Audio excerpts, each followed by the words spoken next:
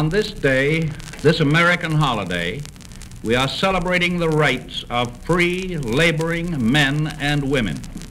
The preservation of these rights is vitally important now, not only to us who enjoy them, but to the whole future of Christian civilization. American labor now bears a tremendous responsibility in the winning of this most brutal, most terrible of all wars. In our factories and shops and arsenals, we are building weapons on a scale great in its magnitude. To all the battle fronts of this world, these weapons are being dispatched by day and by night, over the seas and through the air. And this nation is now devising and developing new weapons of unprecedented power toward the maintenance of democracy. Why are we doing this? Why are we determined to devote our entire industrial effort to the prosecution of a war which has not yet actually touched our shores? We're not a warlike people. We've never sought glory as a nation of warriors. We're not interested in aggression. We are not interested, as the dictators are, in looting. We do not covet 1 square inch of the territory of any other nation. Our vast effort and the unity of purpose that inspires that effort are due solely to our recognition of the fact that our fundamental rights, including the rights of labor, are threatened by Hitler's violent attempt to rule the world. These rights were established by our forefathers on the field of battle. They have been defended at great cost, but with great success, on the field of battle, here on our own soil and in foreign lands, and on all the seas all over the world. There's never been a moment in our history when Americans were not ready to stand up as free men and fight for their rights. In times of national emergency, one fact is brought home to us clearly and decisively: the fact that all of our rights are interdependent. The right of freedom of worship would mean nothing without freedom of speech, and the rights of free labor, as we know them today, could not survive without the rights of free enterprise. That is the indestructible bond that is between us, between all of us Americans. Interdependence of interests, privileges, opportunities, responsibilities, interdependence of rights. That is what unites us, men and women of all sections, of all races, of all faiths, of all occupations, of all political beliefs.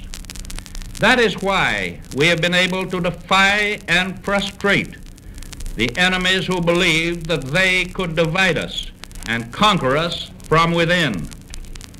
These enemies all know that we possess a strong Navy, a Navy gaining in strength.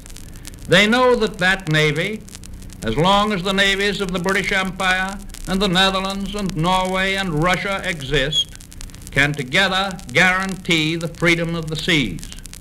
These enemies know also that if these other navies are destroyed, the American Navy cannot now or in the future maintain the freedom of the seas against all the rest of the world.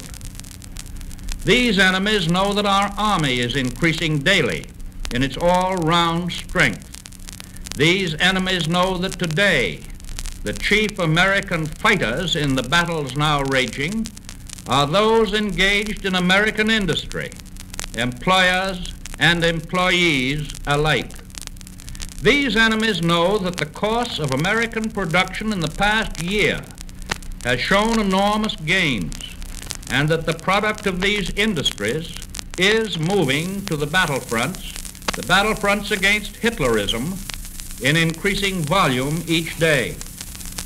But these enemies also know that our American effort is not yet enough, and that unless we step up the total of our production and more greatly safeguard it on its journeys to the battlefields, these enemies will take heart in pushing their attack in fields old and new. I give solemn warning to those who think that Hitler has been blocked and halted, that they're making a very dangerous assumption. When in any war, your enemy seems to be making slower progress than he did the year before, that is the very moment to strike with redoubled force, to throw more energy into the job of defeating him, to end for all time the menace of world conquest, and thereby end all talk or thought of any peace founded on a compromise with evil itself. And we know that a free labor system is the very foundation of a functioning democracy. We know that one of the first acts of the Axis dictatorship has been to wipe out all the principles and standards which labor had been able to establish for its own preservation and advancement. Trade unionism is a forbidden philosophy under these rule or ruin dictators, for trade unionism demands full freedom of expression and peaceful assembly. Trade unionism has helped to give to everyone who toils the position of dignity which is his due. The present position of labor in the United States as an interdependent unit in the life of the nation has not come about by chance. It has been an evolutionary process of a healthy democracy at work. Hitler has not worked that way. He will not, he cannot work that way. Just as he denies all rights to individuals, he must deny all rights to groups, groups of labor or business, groups of learning, of the church. He has abolished trade unions as ruthlessly as he has persecuted religion. No group of Americans has realized more clearly what Nazi domination of the world means than has organized labor, what it means to their standard of living, their freedom, their lives. No group has a greater stake in the defeat of Nazism, in the preservation of the fundamental freedoms, in the continuance of democracy throughout the world. We have already achieved much.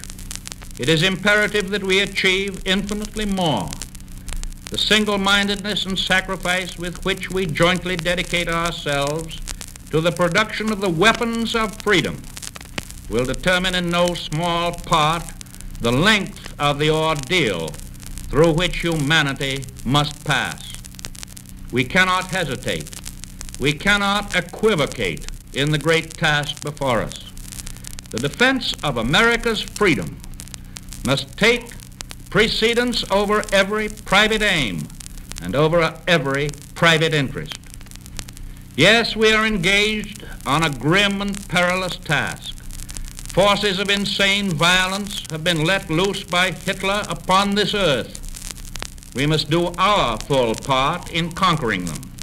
For these forces may be unleashed on this nation as we go about our business of protecting the proper interests of our country. The task of defeating Hitler may be long and arduous. There are a few appeasers and Nazi sympathizers who say it cannot be done. They even ask me to negotiate with Hitler, to pray for crumbs from his victorious table.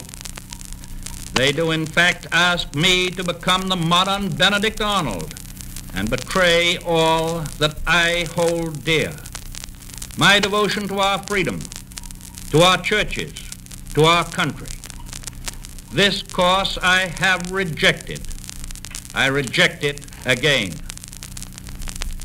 Instead, I know that I speak the conscience and determination of the American people when I say that we shall do everything in our power to crush Hitler and his Nazi forces. American workers, American farmers, American businessmen, American church people, all of us together have the great responsibility and the great privilege of laboring to build a democratic world on enduring foundations. May it be said on some future Labor Day by some future President of the United States that we did our work faithfully and well. Thus does the President of the United States give his Labor Day message to the nation, speaking from the President's room in the Franklin D. Roosevelt Library on the New York shore above the Hudson River. In a setting typical of the American countryside on a hot day of late summer, the President has delivered his message on this most solemn of American Labor Days.